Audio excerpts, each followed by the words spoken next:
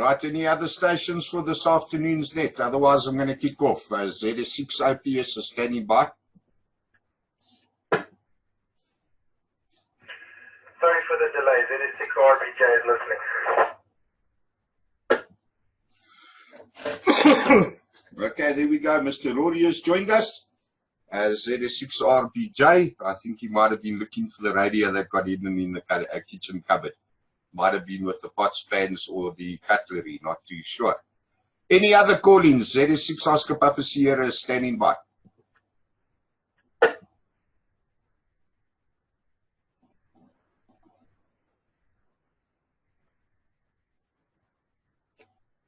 Right, I have 17:39, last few seconds. Any other call-ins? ZS6 OPS, waiting for your call signs.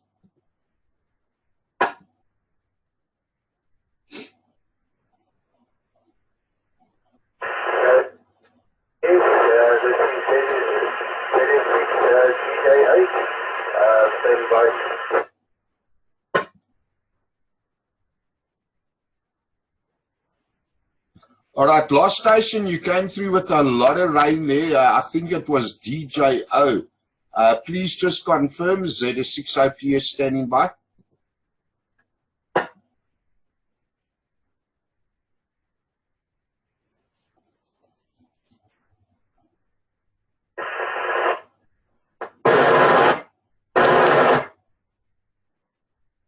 All right, negative copy on you. I take it you can monitor. If you can send me a private message, go for it. That way I'll be able to know who it is. I'll add you to the list as long as you can listen. That's also one of the prime functions of MCOM operators, to be available to listen and listen and listen before you actually talk. 19, correction, listen to me now, 19. 17 hours 40. Good afternoon to all the listeners and to all those that are called in on Zoom. Thank you to all those, and good afternoon to all of them, all of the call-ins that have actually added their call signs to the list. I want to kick off firstly and acknowledge the new radio amateurs that have called up this afternoon. ZR6 Papa Charlie. Let's see, ZS6 Echo Mike Whiskey Edgar, and ZR6 Romeo Zulu. I think those are the only three guys that have called up. Guys, congratulations on passing your RAE, and you are more than welcome to join us on a weekly basis at 17 hours 30. As well as all the other nets that are run throughout the week. And as I say, congratulations. I just want to acknowledge, sorry, that Gideon is the one that's trying to call in. Gideon's position is not favorable at the moment. That is ZR6 Golf Juliet Hotel.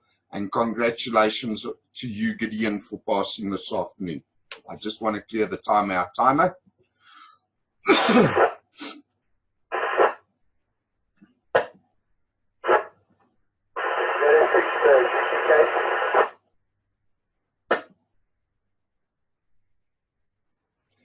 All right, I was going to clear the timeout timer, but there is another station, GTK, Cat.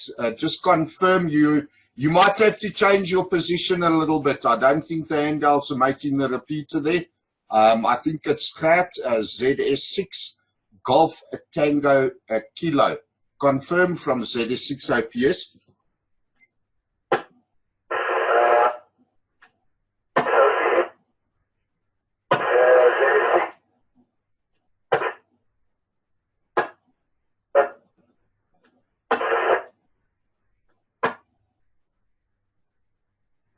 All right, no, negative copy on your signal there. I think if you can, maybe Rory, you got Rory on WhatsApp, just let him know that it is you and confirm it. He'll confirm it with me at a later stage. I now want to kick off with this afternoon's training with regards to MCOM. Now, as I said last week,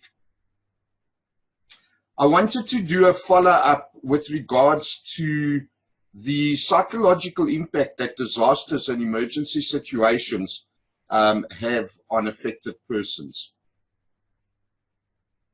This is not this afternoon's discussion will not be the psychological effect on the victims of a particular disaster or of a large-scale emergency or even a small emergency for that matter, but more specifically to us, to those of us that are willing and prepared to reach out and assist others for whatever reason or for whatever purpose. And this entire conversation has actually come up due to the incident that we did the post-mortem on last week, whereby family members were affected. So for me tonight, I'm going to deal with us in a personal capacity as MCOM operators only, not with regards to the victim of an emergency or disaster or to the family members of victims that are affected in emergencies and disasters. ZS6OP returning. And I felt while we were doing the post-mortem last Sunday, I felt it became a necessity for me to share a personal experience with all of the listeners at some point. And I feel that tonight is the best night to do it. And I want you guys to just sit back. If you have to get some coffee, get some, and hear what it is that I'm going to go through. And I want to go back to my early days of emergency work, disaster relief operations, and the build-up and involvement that took place and brought me to a point that could have ultimately ended my career at that time. Now, Margie Rutter is on Zoom at the moment, and I'm either going to trigger a couple of memories with Margie, but I'm almost certain she's going to start sitting there and nodding her head and nodding her head. Fortunately, I've put her on mute along with everybody else, purely so that everybody can hear. And I know Margie at some stage would probably want to get up and say, that's correct, or you needed your head read. Throughout this afternoon's training, please bear with me as I D-key to clear the timeout timer for the new amateurs, as this particular radio is running, I think, on a 5-minute TOT. And that means I can't key up for longer than that period of time before I automatically drop out of the repeater. Right, ZS6OP is returning. So let's start. Early days. Charlie Bravo, Citizen Band Radio. That's where it all began. And during my early years, if ZS6REX was on frequency, or X if you are listening, you'll probably start shaking your head in acknowledgement as well. During those early years, I met up with a young chappie by the name of Chris. Chris was later to be known as Zulu Sierra 6 Victor Bravo, now SK, unfortunately. And Chris and I did, on average, 4 hours of volunteer work per weekday, and nothing less than 10 hours on the road over the weekend. That's all we did after our normal working days.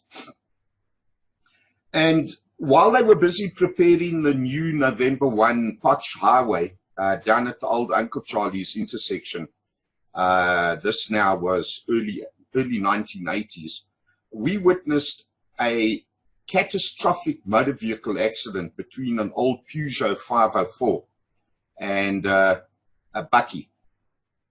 And from our position, whilst we were on duty at Red Cross, my apologies, at Checkpoint Charlie for React, all that Chris and myself and a fellow reactor by the name of Tony witnessed was this doll being flung out of the window 15 feet into the air. Now, it was peak hour traffic, severe thunderstorm. Golden Highway used to be as bad as, I suppose, the Mike 1 north to Pretoria and south during peak hour traffic. and it took us a bit of time to get over to the Peugeot. And when we did get there, unfortunately, we discovered that the mother, the father, the passenger, and the driver were in actual fact SK.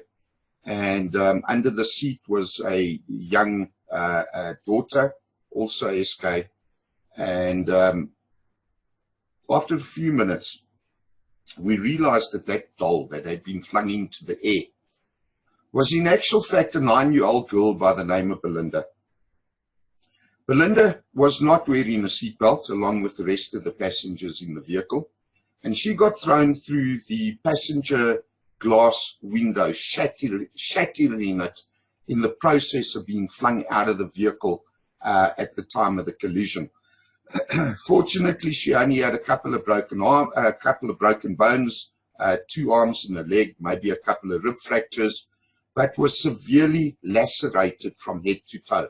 It was like putting a block of cheese literally through a cheese grater. And for years and years after that, I had contact with Belinda, until eventually I got involved in other things, and Belinda became a little bit older, and we parted ways, and I didn't have contact with her. And that was the first time that I found myself as a rescuer actually developing a bond and a relationship with a victim of, in this case, a motor vehicle accident.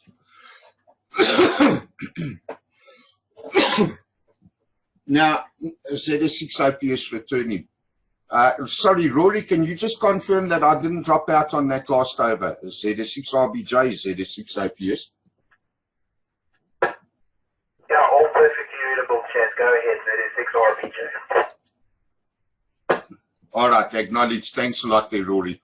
All right, so moving on from ZS6OPS, needless to say, one of the things that happened as a result of that, it actually left me, and you see, now we start with the psychological impact, and this was the positive impact. This was a driving factor for me to, in actual fact, go and do a general first aid class, which led to an advanced first aid class, which then moved on to me eventually doing silver medal, at which point I was employed by the Red Cross. And to keep the story short, it was the motivation for me to take up first aid in order for me to be able to assist those in need. Now, this was not the first time that I had in actual fact looked after a young lady at the scene of an accident. The previous occasion, I was probably about 10 years of age myself, on the way down to Durban in an old escort station wagon. My mother put this young baby in the car who was bleeding quite a bit. And between these two, psychologically for me, became that driving factor to study, to learn, to self-develop and advance myself to the point where I could assist others. But here was the cruncher. I did it in order to learn how to stop the bleeding. Because at the end of the day, I realized I do not like the sight of blood at all.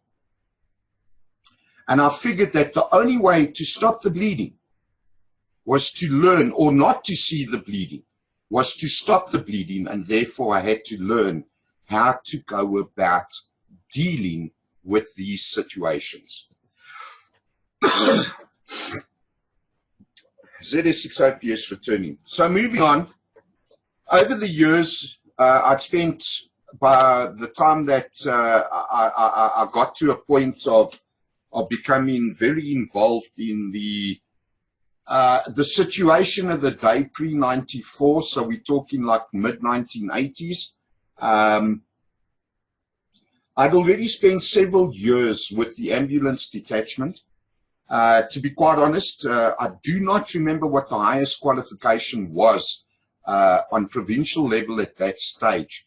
I do know that jointly between the three first aid organizations, they in actual fact ran a paramedical course called Emergency Medical Assistant, and that was on level 1.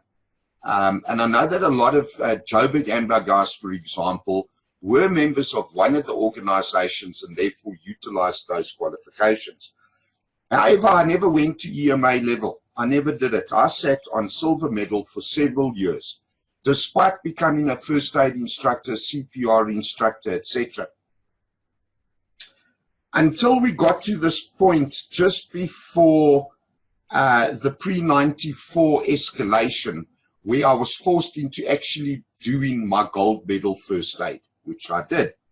And then comes the pre-94 escalations. And wow, Margie will attest to the operations that we were involved in, the number of hours that the community organizers and myself in particular spent out in various of the affected areas.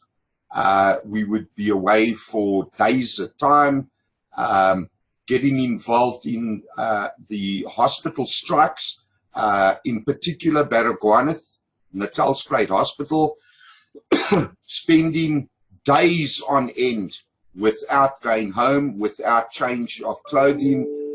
Most of the time we would sleep on the stretchers in the ambulances, or find a gurney in a corridor and sleep on that. Now, why is it that I bring this up? Because this discussion is about the psychological impact that disasters and emergencies have on rescuers. I was on the front line, but I had people like Margie Rutter who were sitting out in that control room. To be quite honest with you, I've never even ventured to ask Margie, for argument's sake, who was my radio control room, my operations officer, what went through her mind when she heard the reports that I was putting through on air, or in a briefing, face-to-face meeting with other staff members, other members of the relief department or operations department. But each and every single one of these things sits in the back of your mind. And it either becomes a driving force to the positive, or it becomes a driving force to the negative. Despite long hours, dirty conditions, lack of sleep, lack of food, even fast food was very difficult to come by, liquids, water, cafeteria food at hospitals is not very good, I can tell you, not even for the staff, which is where we ate most of the time, in the staff dining rooms. Yet, somewhere at the end of the day, there was always that positive push and drive to reach out and assist. And what resonated for me, being a member of the Red Cross, were the Red Cross principles of humanity, impartiality, neutrality, and voluntary service. And of the 4, from the 7, humanity was the greatest driving force. And I want you just to bear that in your mind for 1 minute, because I'm going to now move to phase 2 of this personal experience. Let me clear the timeout timer as well as my throat from ZS6OPS.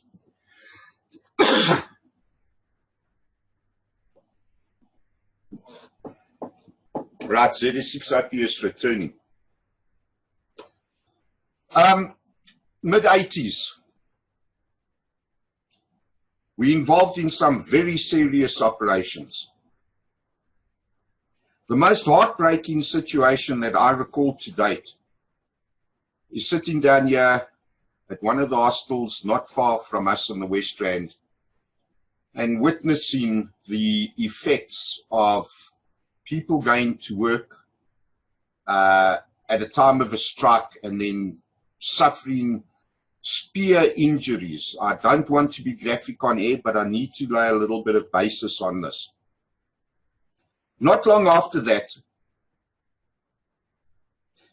having had a fight with my regional director where she kept telling me to come in to report at Red Cross headquarters, I had Margie Rutter in tears because I told Margie where to get off. I'm busy with an operation, leave me alone.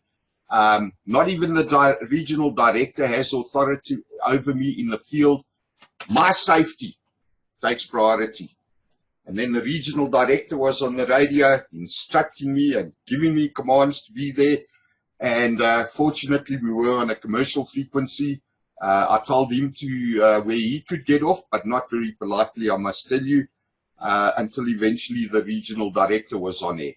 Well, she should never have come on air, because before she knew it, I walked into her office. And the day that I walked into her office, I was quite surprised to find there were visitors sitting there. And after I blew her off the chair and blew her up and everything else, I introduced myself to everybody. Margie was present at the meeting. My operations director was there, Neil. Neil then informed me of who the people were, but he left one person out on the introduction. And I ignored it, and I turned around and I said, well, look, guys, you know, you've been bugging me to come in from the field for 2 hours. You want a report back? Give me a minute. I grabbed the whiteboard, brought it into the office, did a complete graphical layout of the geography and where the affected areas were, and then what it was that I needed. And when I looked again, Margie Rutter was missing. She wasn't there anymore. You see, Margie and I had a relationship that the minute that I opened my mouth, Margie took pen to paper and wrote the needs down. And without being asked, Margie would go to Nathan, our storeman, and start organizing the required stock. And Nathan had such a good relationship with our storeman, they would just load the vehicles and off it would go. But anyway, let's move on. At the end of this briefing,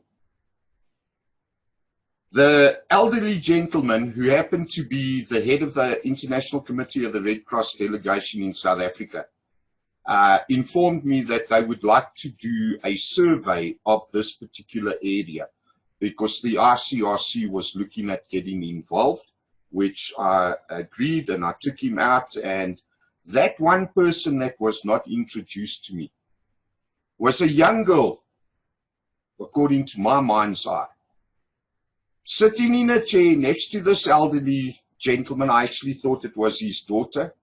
I put her at a teenager sort of status. And she got into the vehicle next to me and ever so politely pinned an ICRC badge on her jacket. And I thought, well, a 16-year-old girl, no more. Can't be. She's ICRC. And off we went into one of these areas, which eventually moved into 4 areas. And the two of us, it turned out she was a 29-year-old with a degree in law, and she happened to be a lecturer at the University of Switzerland on international humanitarian law.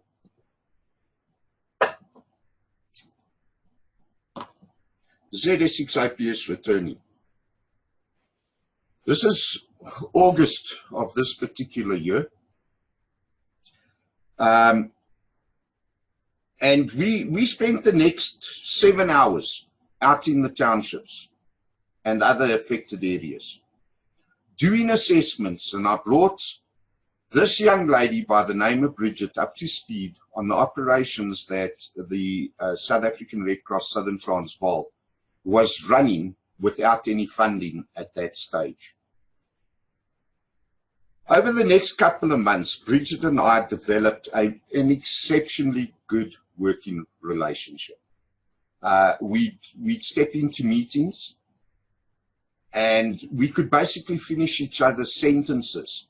And we stepped into some pretty high-level meetings with some pretty high-level people. And we just hit it off through and through until one Saturday in particular. One Saturday morning, we had an operation down at Orlando Stadium. And I had a couple of AMBO crews that were coming out, and myself and Bridget and Anne-Sophie, another ICRC delegate. We were on the response vehicle, Romeo 3, our 4x4. We went out. I was running the operation. Margie was out in the control room. Neil would have been in and out and backwards and forwards, and the go-between between ICRC and the regional director, and everything was cool. I mean, we done this, I don't know how many times by the time that we got to December of that particular year.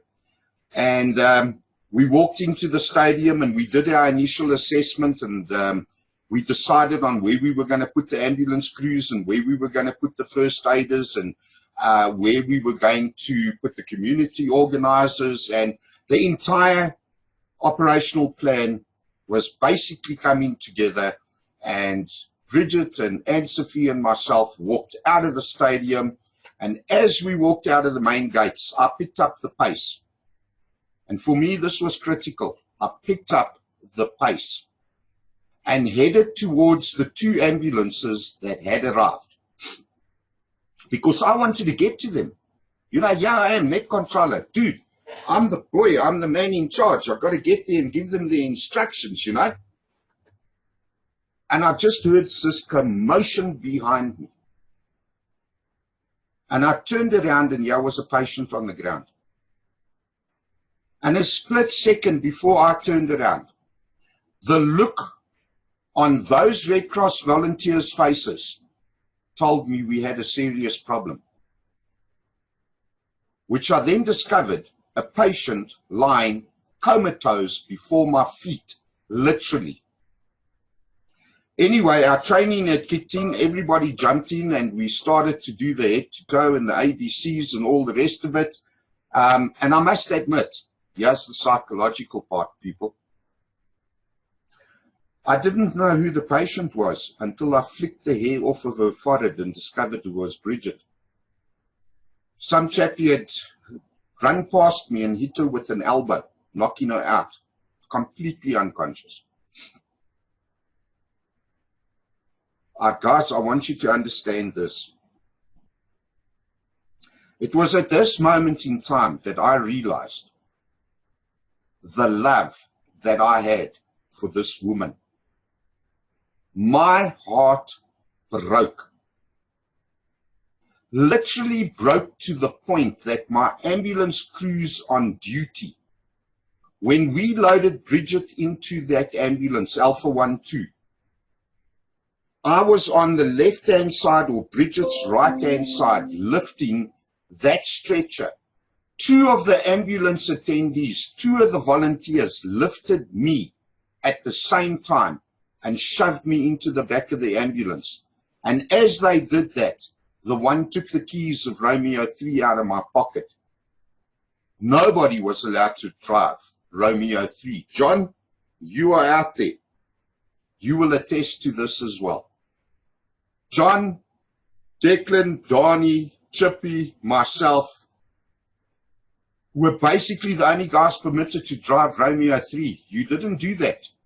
And these chaps took no argument. They put me in the back of that ambulance and off we went to hospital. My heart was broken. And that wasn't even during a large-scale emergency or disaster. And it can take one small spark or situation that can either bring you to your knees, and I tell you that day, a choice had to be made as to whether I continue or not. That was the first deciding factor of my life. ZS6OPS returning. And en route to the hospital, Bridget regained consciousness, but was paralyzed literally from the shoulders down to her feet. And Bridget loved to play the piano, to the point that I actually hired a piano for her to use in Pretoria for the year that she was going to be here.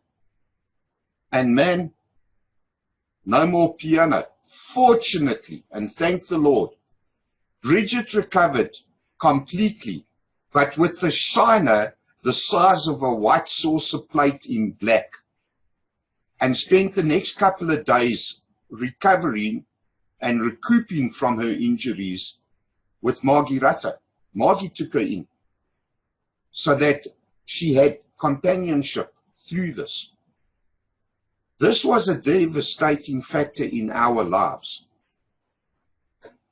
which brought us to the point, again, the psychological impact it can have on rescuers. Because the psychology involved here leads us into different direction in decision making. And those decisions we take can be for the better or for the worse. But the incident with Bridget, real time, Bridget and I agreed to take and to make a pact with each other that when Bridget leaves South Africa, I just need to say she was here on a diplomatic passport, could only live in the country for 12 months, and I think at that time couldn't return before 5 years of being out of the country.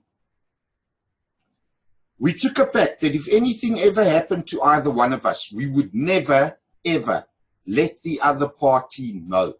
If something physical broke or happened or psychologically, mentally broke, we would never, ever let the other party know. And the reason for that was so that we did not have a negative impact on the other person's humanitarian work and provision of assistance to the victims of whatever cause. Needless to say, some 29 years later, after getting engaged to Bridget, and an hour later, putting on a plane at Jan Smuts Airport to return to Switzerland, I have never seen Bridget again. On a personal level, I don't believe I've ever loved any other woman. Ever. Even though I've been married twice. Because that work, that involvement, that experience that we shared, and every single day was an experience, most definitely played on my heart and on my mind. Yes, Bridget and I remained in contact for a couple of months until she was deployed to Rwanda during the genocide. And, well, I never heard from her from that point onwards. There was no more contact. So, did something happen to Bridget? I got no clue. But there was one other problem that came up. I just want to clear the timeout timer. Stretch the fingers while I light a cigarette. All right, ZS6OPS returning. There was one other problem that actually arose throughout all of this. I decided to go ahead and do my emergency medical assistant training. So I got permission from Red Cross to take the 2 weeks off, and off I went. We did it at St. John's Ambulance Headquarters in Braamfontein, and sat in on all the lectures and eventually got to the examination. And it was a blast. I mean, really, it was the typical ambulance detachment, special skills unit get together. We do what's best. We learn, we develop, we have a great time until we got to the examination. And the late Alan Paulini was my first examiner. And of course, Alan had worked with us and had trained us as Ambulance Detachment 90 as well as Special Skills Unit. volunteers, and also having worked out on the road, having responded to many, many accidents where he took charge of these incidents that we were involved in, etc., greeted me, and everything was hunky-dory fine. And he happened to just in jest say, so tell me, Chad, what are the 2 worst subjects of this entire EMA course? So I still laughed and I said, yeah, childbirth and snake bites. Now, for those of you that don't know Alan Palini, Alan used to hang out at the snake park in Pretoria. That was like his second home. That was his speciality. So I got busted on my exam. I think 70% of my oral exam was on snake bites. And the other 30% was on childbirth there. So yeah, that was a problem. Anyway, let's move on. The second part of the exam was CPR. And the third part would have been the practical exercise, where we would be given a real-life incident, a simulated incident, where we would have to deal with the patient, treat them from arrival all the way through to transport to hospital, extrication, the whole trip. But let's not go into that. So I move off, and I do the practical, and everything is hunky-dory fine, and I do the practical exercise. I pass that, and I get into CPR. Now, I cannot remember the young lady's name that did the CPR, but I'm sure she was from Benoni Fire. And I need to ask some of the older guys who it actually was, because, you know, the age has caught up a little bit here. But I do remember Neil, my operations director. He was present. He was one of the observers for CPR. And I had Annie, the dummy, lying against lying flat on the floor, and off to an angle was Baby, the dummy, lying on the floor. And I thought, yeah, now I wonder if they're going to give me Annie or Baby to do my CPR on. And this young lady, the examiner, turned around and gave me my case scenario that my wife and my baby, myself, were at a restaurant, and suddenly she collapsed, dropping Baby to the floor. Baby's unconscious. Your wife, by the way, is like blue in the face, dude. And man, the one thing that went through my mind was Bridget. I snapped. Guys, I want you to know I snapped, literally. I lost it. Because I think I'm the only paramedical candidate ever in the history worldwide that tried to do CPR on mother and baby both at the same time, and I can assure you it does not work. You know, after much reflection, it was that love for Bridget. It was that fear of harm, of danger, of not being able to assist on the one hand, not being capable to assist on the second, that got to me. And I blew it. I failed my EMA. I literally failed. Because of 2 incidences that had happened. Firstly, realizing my deep inner feelings for Bridget. And secondly, having witnessed the traumatic experience through which she went in a violent attack. And that played heavily on my heart. And the message that I want to give you is quite simply this. As we move forward, if we are ever involved in any situation, even as MCOM radio operators who don't even go out into the field, we are going to hear of, be told of, be given reports of incidents, situations, events, of which one, two, many, a multitude, could just cause a snap within you to bring you to the point of doing things you ordinarily would not have done. And speaking personally, there's no shame in this happening. There must never be. It is also important that as a team, we work together as a team.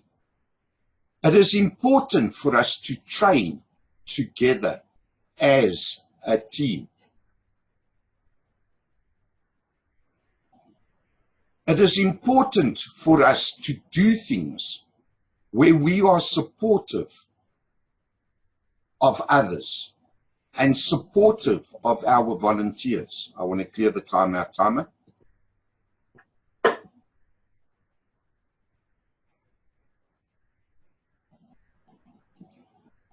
Z6IPS returning. If we are ever involved in situations, we need to be able to go through various stages of a briefing and a debriefing. And during debriefing, we need to be able to share what it is that we feel, what it is that we experienced, and if need be, get additional help or assistance. Right, we are now just over 30 minutes into this, so I want to cut it short. I'm going to do a quick calling to see if there's any additional persons that want to be added to the list. So just bear with me 1 second. I just want to start with Zoom quickly, and then we'll just check if there's any questions. ZS6IPS, just standing by for a sec. Chad, can I come in? Comment? There is one thing you have forgotten to talk about of being part of the sort of rescue team, was what you guys went through going into the various hostile situations and township situations for days and coming out back into the suburbs and experiencing the total normality that was going on. Your heads couldn't get around that 2 or 3 kilometers away. Life was so different. All right, Margie, stand by. All right, ZS6IPS returning. I know Margie was trying to ask me some questions there, which I've just asked her quickly. I hear somebody else keying up. So just before I do the question sort of aspect, are there any other callings for this afternoon's net? ZS6IPS standing by. 6 Alpha Golf Echo. I was listening, but I was unable to log in at the opening of the session. Thank you, Chad. Bye. All right, acknowledge. Thanks there, Gordon. Okay, guys, Margie brought up a question here or a statement here, and I'm just going to briefly describe it, but I'm not going to cover it in detail because the psychological impact, or to be more precise and descriptive, disaster psychology, which encompasses all of these various aspects, and there are many others, and in all honesty, I'm not a psychologist or a psychiatrist. There's too many facets, too many factors that need to be dealt with. We need to do this on a one-to-group, face-to-face meeting. We also need to bring in some official documentation and recommendations, which is why all the training material, we are in the process of getting everything together to bring about formal training on these aspects. But Margie's comments are valid. Our volunteers would go out, our community organizers would be out in the townships or out in the affected areas for hours and in some cases days and even weeks. And then we would come back home into our normal areas. And we couldn't understand how there was normality just a couple of kilometers apart, as opposed to total devastation. Just on the other side of the road in some cases, between two suburbs. So we will definitely take this in more detail. I'd like to know if anybody has got any specific questions, just give you a call sign and I'll call you up. ZS6IPS, go ahead.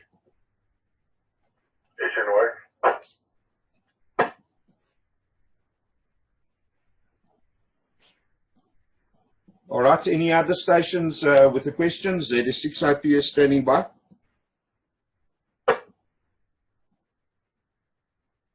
Okay, nothing further. Adrian, go ahead. ZS6 SNY, ZS6 Oscar Papa Sierra.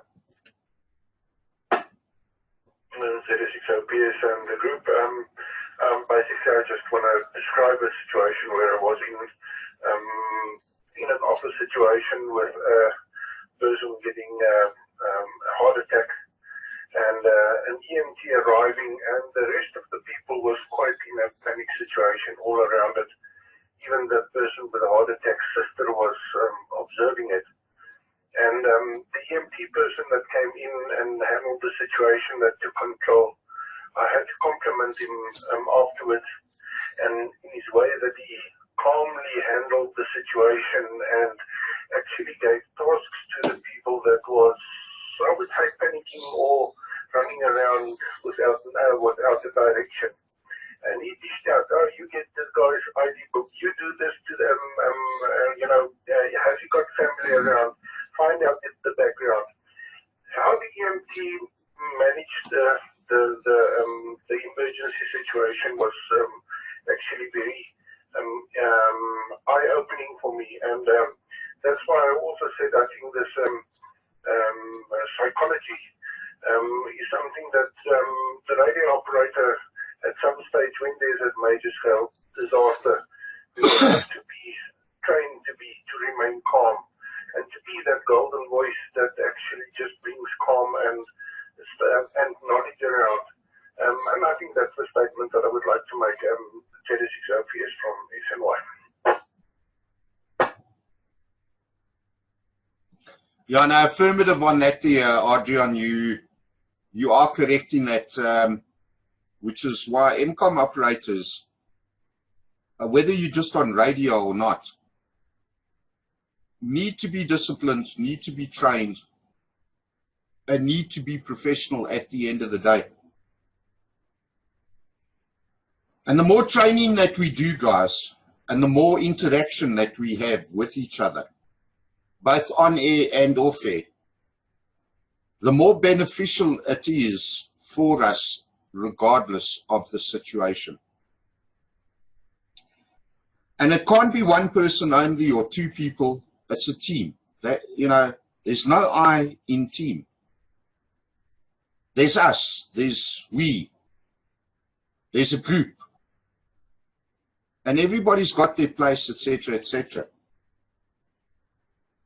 There's a whole lot of other aspects that I can also bring in and add on this, which we will do on follow-up training sessions. Today's message was to give you, I'm going to rephrase this. I want each and every single one of you to put yourself in my shoes on the two incidents in particular and ask yourself, what would you do? When you arrive at that answer, you need to ask yourselves, that I would do, would it be correct? Or should I do it differently? Because if it needs to be done differently, or you feel that answer is correct, you need to ask yourself, what training do I require? And then are you prepared and willing to attain or obtain or find that training in order to make your response a better response to that situation? And that's what makes all of us unique, a breed of our own. Even MCOM radio operators. Over the last couple of years, you've always heard of fire, ambulance, SAP. But the states in particular, and I notice that South Africa's also now brought in the fourth component of emergency management, and that is the dispatchers. Those are the guys that are answering the telephones. Those are the guys that are behind the radios. They are just as important as the guys out in the field. And you could find yourself in a situation, offer the amateur bands on a commercial band, operating a commercial band, and you have to deal with somebody who's lost it. Or you have to deal with people that are non-compos mentis, ultimately. And you might have to talk them through things.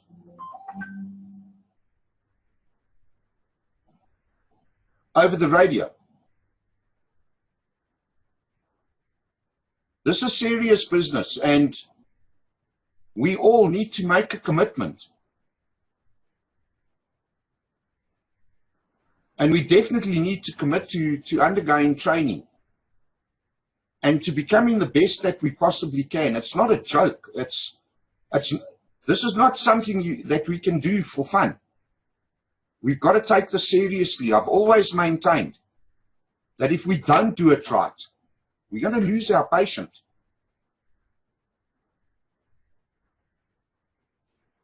So the psychology involved in emergencies and communications begins way before we get to that particular situation. Right, that's it. No more from me. I've said enough. I poured my heart out as per usual. And that is a personal experience that ultimately, twice, I had a decision. I either continue or I find alternate training and ways and means of dealing with the situation. I must, in actual fact, just close off by saying I had to go back and do my EMA.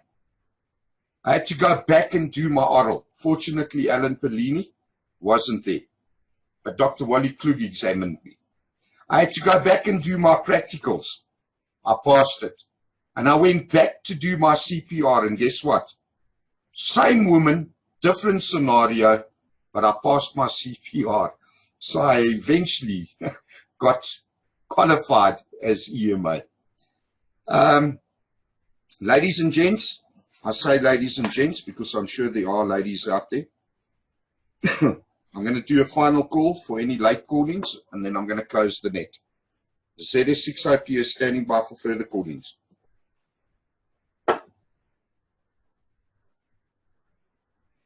All right, nothing heard. Great stuff. Ladies and gentlemen, thank you very much for calling in this afternoon. Thank you for your participation this afternoon. Most definitely thank you to those that just sat out there and listened as per usual. I hope you all found your tape recorders, found the record button and pressed record, and got this all down on tape. I really hope that each and every single one of you that have called in have found this informative or helpful in any way, manner or otherwise. For the next week, I just want to say have a great week, and of course, be safe, be happy, and be prepared. This is ZS6 IPS, now releasing 145.625 for general use after running the weekly net that is held every Sunday afternoon from 17 hours 30 for approximately 1 hour, which is open to all radio amateurs, regardless of where you come from or who you are with. ZS6 IPS clear, 7-3 everyone.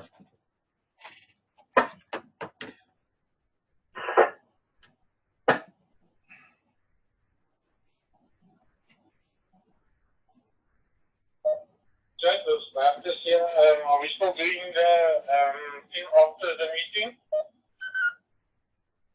Yeah, affirmative. Just stand by, Baptist. Let me finish up here quickly, and then I'll let you know. ZS6IRT, you still on frequency? ZS6IPS?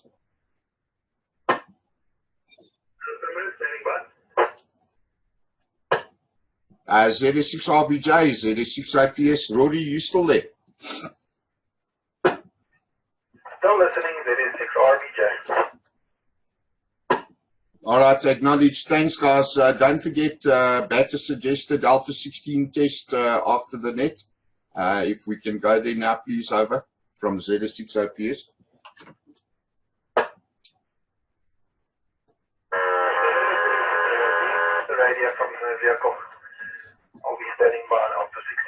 ZS6RBJ. All right, you guys doubled. Arthur, I think you said you'll call up now. Rory, I think you said you're going to get the radio out the vehicle, so we'll stand by for you. ZS6 OPS clear.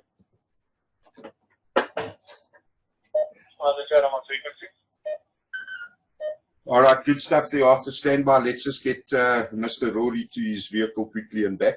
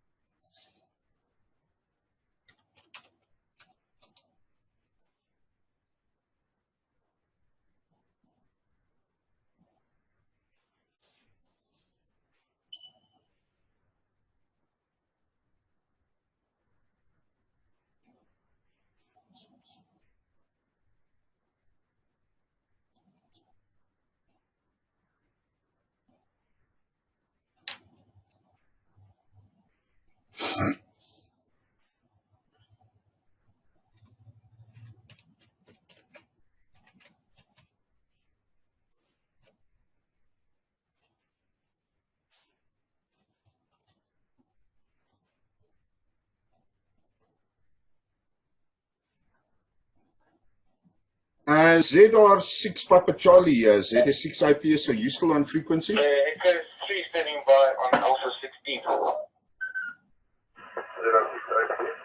Papa Charlie. Okay. Yes, I am. Rory, take it away there with Arthur and with Batches quickly. I'll be here now. Good stuff there. Do me a favor, can you give me a call or add me to WhatsApp there, 082-859-2684. Let me give it to you again, 082-859-2684. Did you copy? ZR6 Papa Charlie, ZS6 IPS. 59 from my city, 59 Papa Charlie, I did copy. I'll go later now.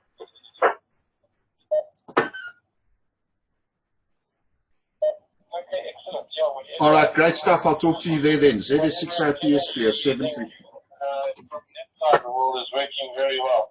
So I've got you 59 as well. To the repeater. All right, good. Nice to have you up on the network as well. Now we just need to spread the word and grow this DMR network a little bit. But you're sounding good, Barrister. Back to you from Echo 3.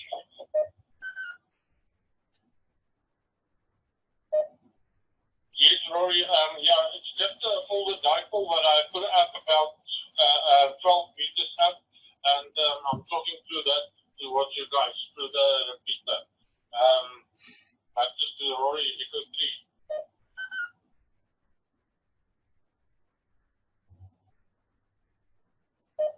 Okay. Yeah, your ID is coming up, but not your call sign. So I'm not sure what your call sign is here. And now, Arthur is 1 whiskey 1-4, I think it is. Alright, Arthur, take it away with Baptist. How are you copying each other there? Back to you, over to you there, Arthur. Yeah, no, I'm getting everybody very, very clearly tonight. Even the fighting that Shadrach last time we tested is gone. I have actually no idea what changed on my side. I haven't changed antennas or anything. It's been quite rough on my side. So I haven't done anything major. So I don't know what's going on. But yeah, excellent reception on my side. 5-9 everywhere, always open. 5-9 all the way around. Thank you.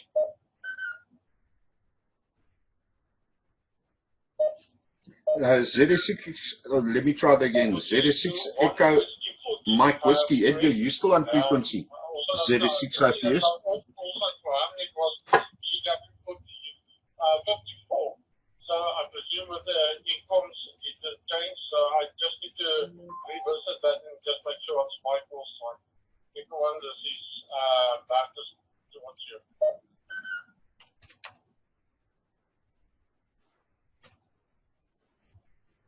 All right, let me jump in. Yeah, you guys are not looking at your call signs on the sheets there. Let me make sure I'm not doubling.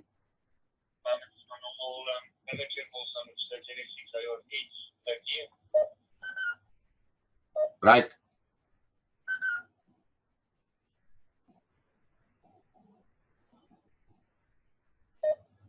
All right, you guys are definitely not checking your team lists there. Your call signs are on your lists, eh?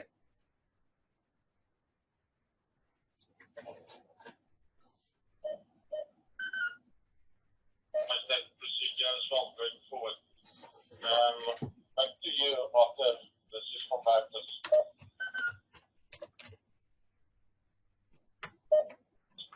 Sorry, I don't know what basically let's start on the first 3/4 of your transmission there. But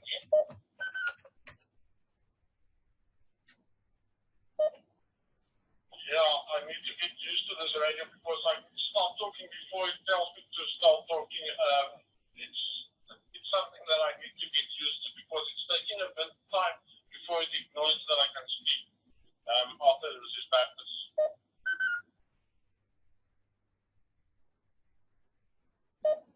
Yeah, the digital one got me a couple of times as well. I'm still getting used to it myself as well.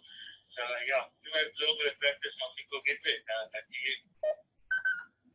Okay, can I try jumping here?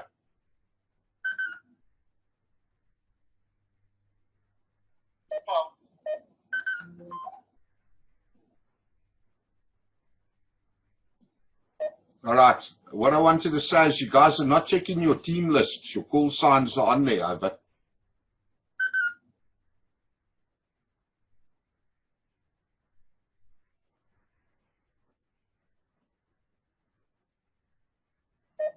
Yeah, to be honest, I'll be very honest there. I have not seen a check the team list at all. So yeah, my apologies. I'll have a look at it.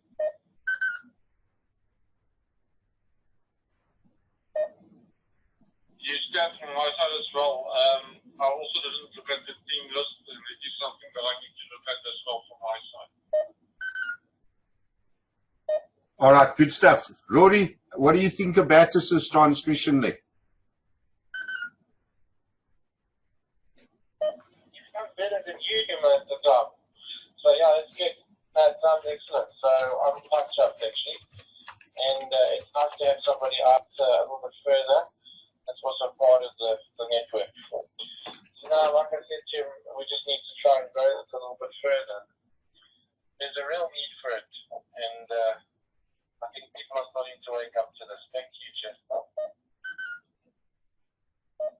Yeah, no, affirmative on that. I thought I'd tell you guys quickly, we had 20 people on net tonight. 20 on net. So that was brilliant, eh?